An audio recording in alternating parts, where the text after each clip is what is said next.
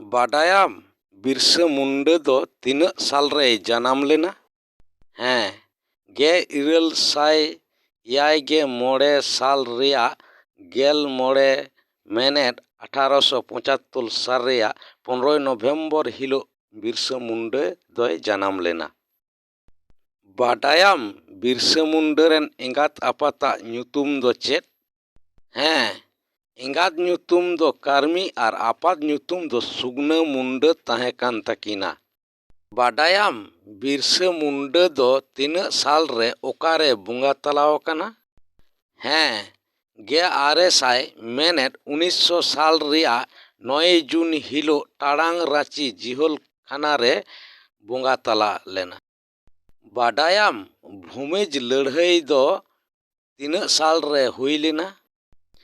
हाँ, 1852 खन 52 मेनेट 1832 खन 33 साल रे।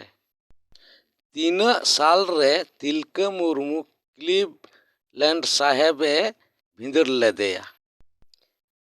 1894 साल रिया 12 माहित मेनेट 1784 साल रिया 13 जनवरी हिलो।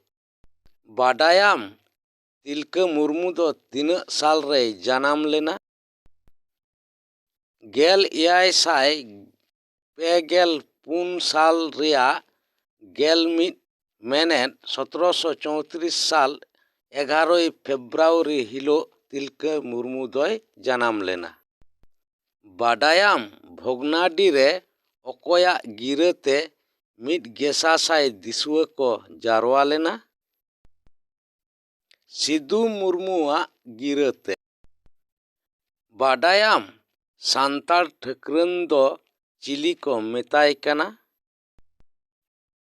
बीरबांटा तिरला हपन गे सांतार ठाकरन दो को मेताय काना।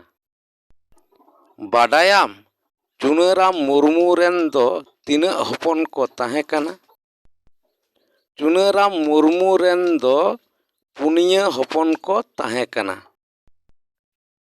ᱧᱩᱛᱩᱢ ताको दो सिदू कान्हू चाँद और भाईरो।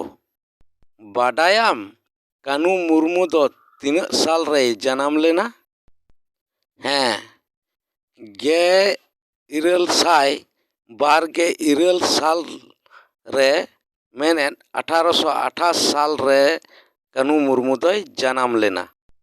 बाडायाम सिदू मुर्मू दो तीना साल रे जन्म लेना?